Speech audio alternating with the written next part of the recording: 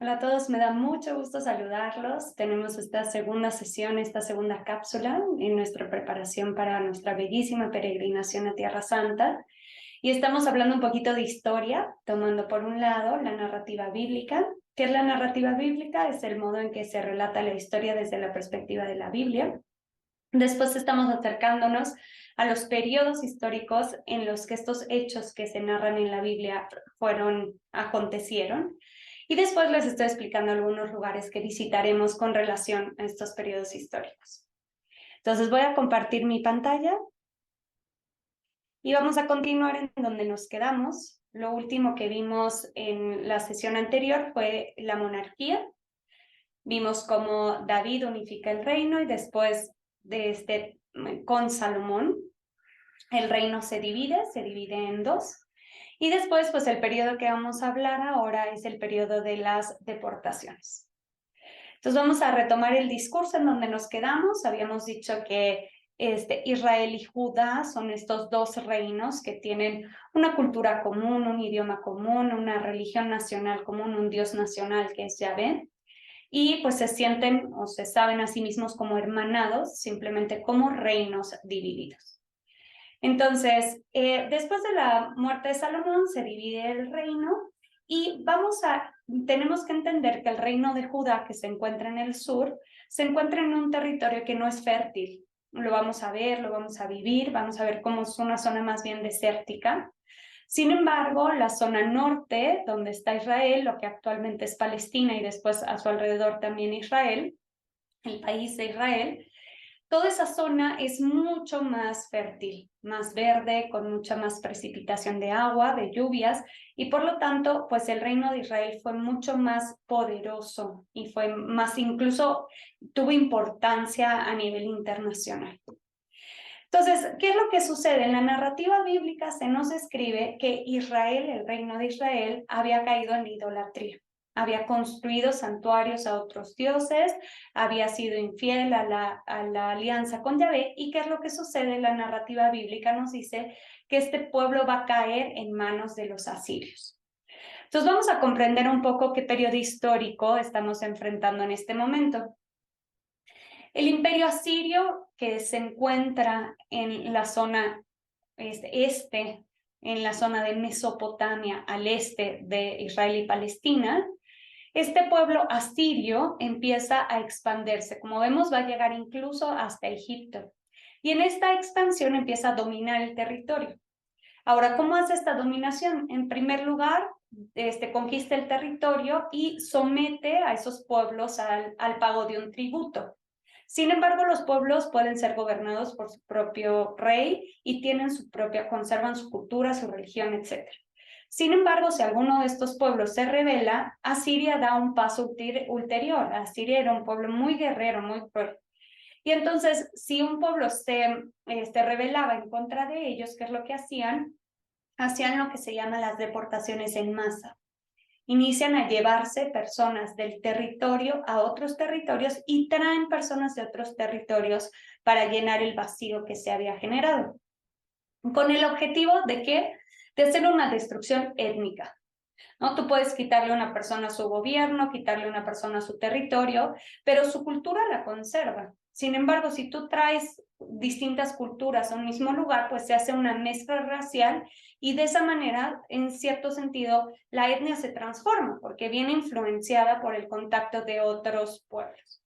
Y esto es lo que hace Asiria con el Reino del Norte. El Reino del Norte se revela al poder de Asiria y por lo tanto en el 721 antes de Cristo cae lo que se llama la caída de Samaria, que era la capital, cae Samaria y por lo tanto es el fin del reino de Israel, del reino del norte. Vamos a ver que simplemente quedará el reino del sur, que va a ser el reino de Judá, y por lo tanto el reino de Judá es el que va a dar lectura a lo que sucedió en estos años y por lo tanto el reino de Judá verá al reino de Israel como el reino infiel, que no fue fiel pues a la alianza con Yahvé. Entonces, bueno, pues, ¿qué es lo que sucede con los israelitas? Pues mucho de su cultura desapareció.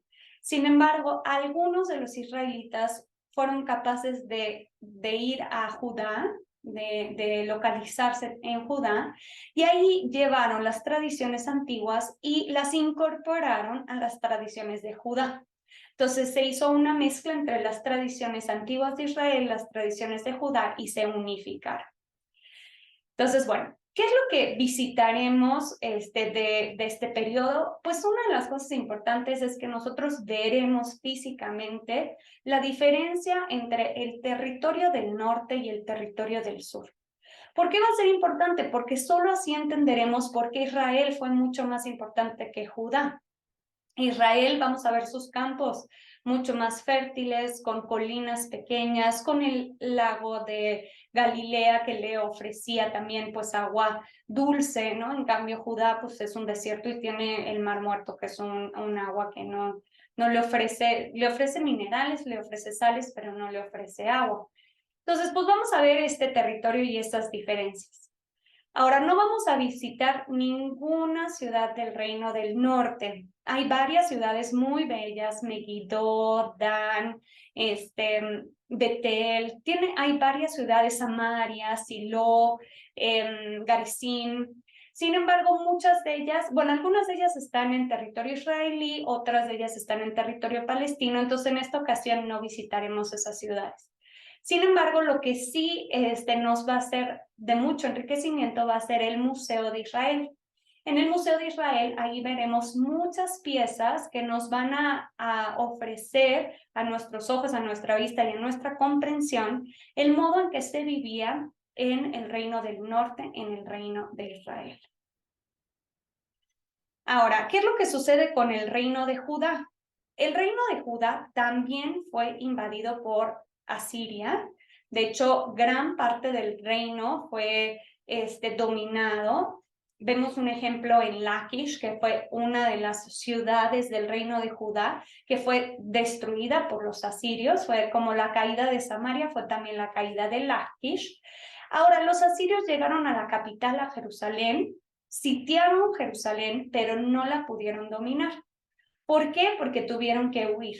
La causa histórica se considera que pudo haber sido que los babilonios ya empezaban a conquistar el imperio asirio y estaban dirigiéndose hacia Nínive, su capital.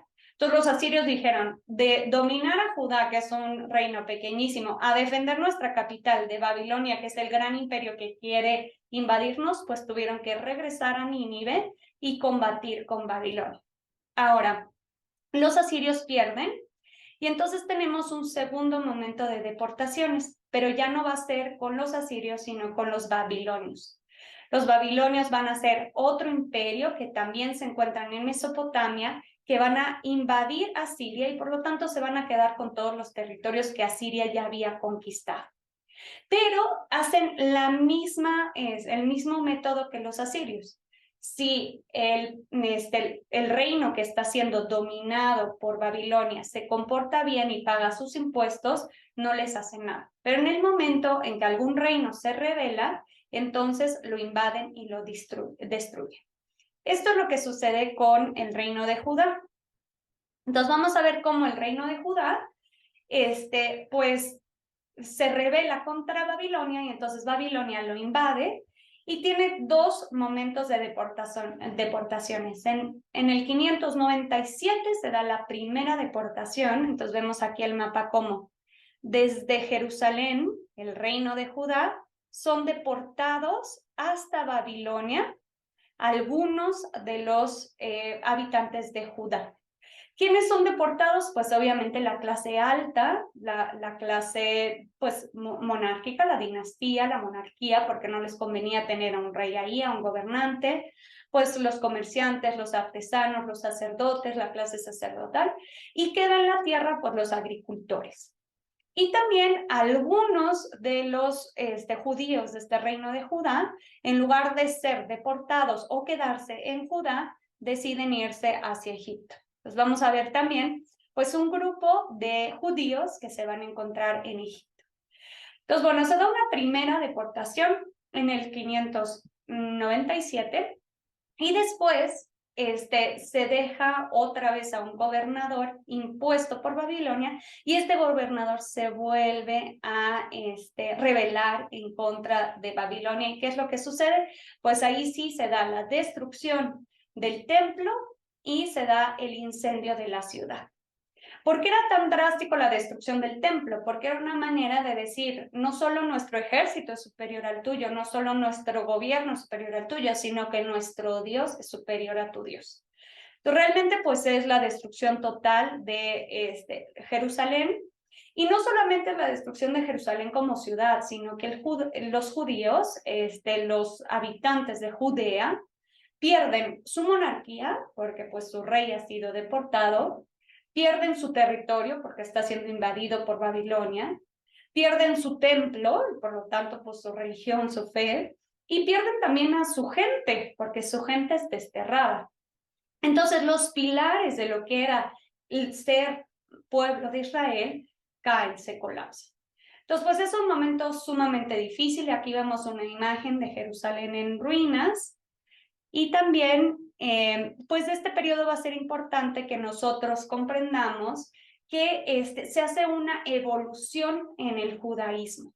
¿Por qué? Porque ya no va a ser un judaísmo ligado a una tierra, un judaísmo ligado a una situación política, o sea, a una nación. Yo soy judío porque soy parte de una nación.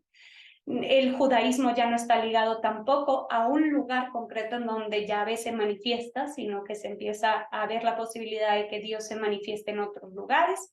Entonces se da un cambio radical en lo que es la comprensión del judaísmo. Y esto se da en el destierro. Entonces va a tener un tiempo en el destierro. La narrativa bíblica nos habla de 70 años en el destierro. Sin embargo, 70 años es un número teológico, pero ante esta situación del destierro, ¿qué es lo que sucede? Pues como les decía, se da una nueva configuración, lo que se va a llamar el judaísmo, son los orígenes del judaísmo. Entonces, bueno, desde una perspectiva bíblica, el destierro es visto como la consecuencia de no haber vivido la alianza. O sea, desde una perspectiva bíblica, teológicamente se entiende, los reyes, sobre todo los gobernantes, no vivieron la alianza con Yahvé, que consistía en un culto exclusivo a Yahvé y además en una justicia con los más necesitados. No cumplieron con esta ley, no vivieron la Torá y por lo tanto, como consecuencia, lo perdieron todo y son desterrados. Como periodo histórico, ¿qué es lo que sucede? Pues realmente los judíos en el destierro tuvieron cierta autonomía. Podían continuar con su religión, con su culto. Ahora vamos a entender a qué me refiero con el culto, porque no podían realizar el culto porque estaba destruido el templo. Entonces tuvieron cierta autonomía, pudieron impulsar la agricultura, el comercio, y entonces empieza a florecer. Se reunían en torno también a los sacerdotes. La familia real estaba bien acomodada, tenía un sitio incluso en la corte. Y entonces, ¿qué es lo que buscan? Pues mantener viva su identidad. ¿Por qué? Porque no eran el único pueblo desterrado, se encontraban alrededor de varios pueblos, varias culturas, y por lo tanto, pues ellos tenían la necesidad de manifestar su diferencia en relación a los otros pueblos, ¿no? Tenían que marcar que nosotros somos judíos, ¿no? En este caso ya son del reino de Judá o de Judea, que a nivel teológico podríamos decir nosotros somos el pueblo de Israel y por lo tanto, por ser miembros del pueblo de Israel nos comportamos de cierta manera. Y entonces se empiezan a reforzar algunos elementos que eran propios del judaísmo, el Shabbat, la circuncisión, el tipo de comidas puras e impuras. ¿Por qué? Porque les hacían marcar una diferencia entre ellos y los otros pueblos. Y otra cosa muy importante va a ser que se empieza a realizar una configuración asamblearia del pueblo y el culto empieza a dar paso al culto sinagoga. Claramente no va a ser lo que se entiende ahora por la sinagoga, porque todavía se tenía la esperanza de regresar a Jerusalén y de construir el templo, pero sí se empieza a ver en la diáspora, en estos lugares en donde hay judíos viviendo, que empiezan a reunirse en torno a la Torá, la lectura de la Torá, la oración, y entonces empieza a surgir este estilo de culto sinagogal apenas como, no ya como una institución como lo tenemos actualmente, pero en sus orígenes. Entonces, ¿qué es lo que sucede? Entra un nuevo dominio, que va a ser el dominio Persia. Los persas empiezan a dominar a los babilonios y por lo tanto se vuelven el imperio, el gran imperio que domina todo Medio Oriente. O sea, primero estuvo Asiria, después estuvo Babilonia y luego viene Persia. Persia tiene otro modo de visualizar el dominio sobre el imperio, no tiene este interés de hacer deportaciones, sino al contrario.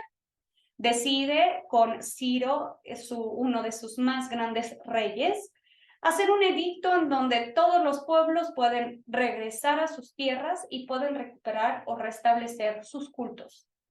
Entonces vamos a ver en esta época que empiezan a regresar a sus territorios, algunos grupos en concreto, pues empiezan a regresar los judíos que quieren recuperar Jerusalén, restaurar la ciudad y reconstruir el templo. Ahora, obviamente no todos los judíos regresaron, porque había judíos que ya se habían establecido en Babilonia y que les iba bien, que habían realizado pues algún negocio que les había funcionado y que por lo tanto no les convenía regresar a Jerusalén. Tenemos que pensar que Jerusalén había quedado abandonada, había quedado incendiada. Sí había una población de la cual hablaremos, el Am Haaretz, que cultivaba la tierra, pero tampoco es como que regresaban a sus casas a volver a su vida, sino que tenían pues que asumir que la realidad había cambiado y por lo tanto algunos prefieren permanecer en Babilonia. Entonces se da lo que se llama el regreso del destierro, en donde se inicia por la reconstrucción del templo, que lo primero que se hace es la reconstrucción del altar para poder restablecer el culto. Después se reconstruye el templo, que se va a llamar el segundo templo o el templo de Zorobabel. Y después vamos a ver que también se reconstruye, las murallas.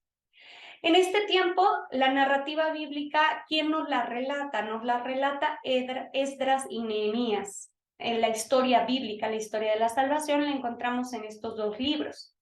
Ahora, tenemos que ser conscientes que Esdras y Nehemías representan al grupo de los desterrados que regresan a Israel. Pero eso no es la representación de todos los judíos, sino que habían miembros del pueblo de Israel que pertenecían al territorio de Judea, del reino de Judá, que habían quedado ahí, que se habían quedado ahí, que habían trabajado la tierra y que por lo tanto, pues se merecían también pues su territorio, ¿no? Entonces, pues vamos a ver un grandísimo conflicto que se va a llevar a cabo entre los desterrados y los que estaban que se habían quedado en el territorio de Judea, que se llama el Am Haaretz, los pueblos de la tierra. Entonces vamos a ver estas problemáticas que se van a encontrar y que las vemos relatadas en los libros de Esdras y Nehemías, ahora desde la perspectiva de los desterrados, ¿no? También ahí se empieza el conflicto con los samaritanos. Entonces los samaritanos pues era el pueblo que había quedado del reino del norte de Israel y que creían en Yahvé y que querían también colaborar con la construcción del templo. Pero el grupo de desterrados que regresan del destierro los consideran impuros porque se han mezclado con otros pueblos. Entonces vamos a ver que aquí se da una gran complicación, o sea, no fue tan sencillo regresar del destierro, establecerse, reconstruir el templo, la muralla y volvamos a empezar, sino que obviamente históricamente hay toda esta complejidad. Ahora, ¿qué sucede después? Pues llegan los griegos. Va a ser la expansión de lo que se llama el helenismo, la expansión de la cultura griega en Medio Oriente. Y esto lo realiza Alejandro Magno. Alejandro Magno hace unas campañas muy grandes por dominar pues todo el territorio de expandirse hasta Medio Oriente. Entonces, bueno, pues vamos a ver cómo termina el imperio de Alejandro Magno. En este mapa pequeño, vean las dimensiones. Aquí esto es Israel y Palestina actual. Pero fíjense la dimensión que tuvo la expansión de Alejandro Magno. Entonces, ¿qué va a ser importante en este periodo? En este periodo vamos a ver que la conquista de Medio Oriente por parte de Grecia no fue solamente una conquista de territorios, sino que mucho más que eso. Se hace toda la expansión de la cultura helénica por toda Asia. Y esto es muy significativo para nosotros los cristianos, porque es la cultura que más impactó para cuando Jesús viene, porque aunque Jesús nace en el Imperio Romano, el Imperio Romano adopta muchos modos de pensar y ser griegos. Por lo tanto, más que apuntar al Imperio Romano, hay que ver desde Grecia unos antecedentes en cómo se configura la ciudad, en qué dioses se creen, cómo se pensaba en esos momentos, porque hay un pensamiento griego distinto al pensamiento hebreo. Entonces vamos a ver pues toda esta influencia que hace Grecia en toda este Medio Oriente, ¿no? Entonces vamos a poner algunos ejemplos, pues se generaliza el arte, se generaliza la forma de vida griega, los templos, los estadios, los teatros, se empieza a hablar el griego, el koiné como lengua oficial, se hace la educación en los gimnasios, y esto lo vamos a ver, vamos a ir a una ciudad que se llama Bet Shean, que es una ciudad realmente es greco-romana, por eso les digo que no nos va a ser tan fácil ver la diferencia entre la época griega y la época romana, e incluso la bizantina, que va a ser el imperio romano de Oriente, perdón. Entonces vamos a ver estas ciudades en donde vamos a encontrar teatros griegos, el cardo, las calles principales, los baños públicos, los templos de varios dioses, las fuentes, el ágora. Vamos a ver cómo este estilo griego de vivir que va a perseverar y va a conservarse hasta la época de Jesús. Entonces, bueno, ¿qué sucede aquí? Quizá uno de los eventos más importantes es que a la muerte de Alejandro Magno se divide el territorio entre los militares, que eran como sus jefes del ejército. Entonces se divide entre ellos y ¿qué sucede? Israel, lo que es actualmente Israel y Palestina, va a quedar peleado por dos grupos, los Seleucidas y los Ptolomeos. Y va a llegar un momento en donde va a subir al trono un rey llamado Antíoco IV Epifanes. Este rey Antíoco IV Epifanes tiene miedo de que Roma pueda invadir los territorios de Medio Oriente, porque Roma empezaba a expandir su imperio, y entonces decide forzar la helenización, es decir, empieza a profanar el templo colocando una estatua griega, empieza a prohibir la circuncisión, empieza a hacer muchas cosas que obligan al pueblo a helenizarse. ¿Y qué es lo que sucede? Pues se dan dos polos. Uno, un grupo de judíos de casta sacerdotal que quieren mantener la pureza del estilo de vida judío, y otro grupo de judíos helenizados, que de hecho quieren hasta quitarse la circuncisión para poder ir al gimnasio. Acuérdense que en el gimnasio estaban desnudos, y entonces para que no se vea la marca de la circuncisión, quieren comer comida impura. Entonces tenemos estos dos polos. ¿Quiénes son los que vencen? Pues aquellos que quieren conservar este estilo de vida más radical, que van a ser los macabeos. Entonces, el libro de 1 y 2 Macabeos de la Biblia nos relata cómo de manera heroica los macabeos protegen lo que para ellos es lo propio de la identidad judía. Y entonces vamos a ver que se va a configurar un reinado, el reinado de los asmoneos. Fíjese, en toda la parte que es actualmente Israel y Palestina, se hace este reinado de los asmoneos, que son estos macabeos que van a reinar con unificado el poder militar, el poder religioso, el poder político en una sola persona. Y entonces, ¿qué va a ser importante para nosotros? Nosotros vamos a identificar el estilo de vida impuesto por los asmoneos. ¿Por qué? Porque así como se impuso la helenización, los asmoneos impusieron el estilo de vida judío. Entonces vamos a empezar a ver que se multiplican, por ejemplo, los baños rituales. ¿Por qué? Porque tenían que tener esta como obsesión por siempre estar puros. Entonces vamos a ver en varios sitios arqueológicos baños rituales. Vamos a ver también cómo se empieza a utilizar una vasija de piedra, porque la piedra no transmitía la impureza. Entonces, para poder comer siempre de manera puro, entonces vamos a ver tanto en el Museo de Israel como en el Museo de los Franciscanos, vamos a ver estos objetos de piedra que conservan, que no transmiten las impurezas. Entonces vamos a ver varios elementos que van a ser importantes propios de esta época del reinado de los asmoneos que se van a conservar hasta el tiempo de Jesús. ¿Qué es lo que sucede? Pues finalmente pues van a llegar los romanos y entonces se va a dar la invasión romana. ¿Quién es el que invade todo este territorio de los asmoneos? Pompeyo. Entonces Pompeyo en el 63 a.C. invade. ¿Y qué es lo que hacen? Pues los asmoneos siguen gobernando, pero debajo de los romanos. Y entonces son sus vasallos, están sometidos a los romanos, hasta que llega el gran Herodes el Grande. Y Herodes el Grande conquista esta tierra y, sometido al Imperio Romano, gobierna.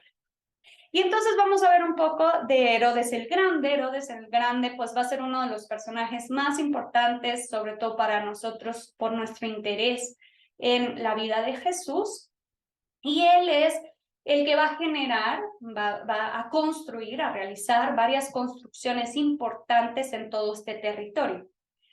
Herodes el Grande era un gobernante terrible, odiado por todos. Imagínense el grado de que él dejó dictaminado que a su muerte mataran a una cantidad de personas para que al menos alguien llorara su muerte. Imagínense. Entonces, bueno, ¿qué es lo que hace Herodes el Grande? Pues varias construcciones que nos suenan: Cesarea Marítima, que es un puerto artificial, porque normalmente los puertos son naturales y en esos puertos naturales se construye la ciudad, pero no, él quiso hacer un puerto artificial que costó muchísimo dinero, que fue Cesarea Marítima. Él hace también la fortaleza de Masada, que es un lugar en donde él se protegía, pero tenía baños rituales, no, perdón, baños termales, no rituales, termas, tenía palacio, tenía zonas de recreación, etcétera, sobre una montaña en el desierto. Entonces, ¿cómo traes agua para los baños? O sea, unas construcciones impresionantes. También hace el Herodión, que es una fortaleza que construye para su propia tumba, para su muerte. Construye, obviamente, como cosa de lo más importante, no es que construya el templo, amplía el templo de Jerusalén. Recuerden que ya se había reconstruido el segundo templo, el que llamamos el templo de Zorobabel. Entonces, ¿qué es lo que hace él? Lo embellece, lo amplía, hace toda una explanada. Entonces vemos aquí la ciudad de Jerusalén en época de Herodes, tenía su palacio, tenía aquí el templo, tenía la Torre Antonia, tenía un teatro, tenía todo lo típico de una ciudad greco-romana. Entonces, bueno, pues, ¿qué es lo que vamos a visitar de Herodes el Grande? Pues vamos a ver el templo. Recuerden que el templo fue totalmente destruido en el año 70, entonces lo único que queda del templo es lo que llamamos el Western Wall, que será lo que está debajo de esta explanada, esta pared, pero hacia abajo. Entonces eso será el Western Wall, que es lo único que se conserva. Pero vamos a ir al Instituto del Templo, que es un lugar en donde se han reproducido todos los materiales que se utilizaron en el templo de Herodes, con vistas a la construcción del tercer templo. Entonces ahí vamos a ver cómo era el altar, cómo era el lugar de los sacrificios, el santo de los santos. Vamos a entender y meternos de lleno a lo que fue el templo de Jerusalén. También pues en Jerusalén vamos a ubicar dónde estaba el templo de Herodes, vamos a ver varias de sus construcciones, y como les dije también vamos a visitar Bet-Shean, que ya se los había mencionado, que es una ciudad greco-romana, para que entendamos pues el estilo de vida en época de Jesús. Entonces, bueno, pues hasta aquí terminamos esta cápsula, porque lo siguiente que viene va a ser pues el nacimiento de Jesús de Nazaret, y entonces vamos a dedicar una cápsula completa para hablar de la cronología de la vida de Jesús, para que nos recordemos y nos quede claro en dónde nació, dónde pasó su vida oculta, su infancia, dónde fue su vida pública, cómo llega a Jerusalén, qué sucesos hay en Jerusalén, para que nosotros vayamos con un recuerdo de estos eventos más importantes de la vida de Jesús, y vamos a mencionar pues qué lugares vamos a visitar que quizá pues obviamente va a ser el corazón de nuestra peregrinación. El corazón de nuestra peregrinación es entender y conocer los lugares donde Jesús vivió, predicó, en donde murió, en donde resucitó, que es pues obviamente el corazón de nuestra fe. Entonces, bueno, pues hasta ahora terminamos nuestra segunda cápsula. Espero que les haya ayudado. Si tienen alguna pregunta o sugerencia, pues no lo duden, avísenme y pues espero que esta cápsula les haya ayudado. Nos vemos pronto.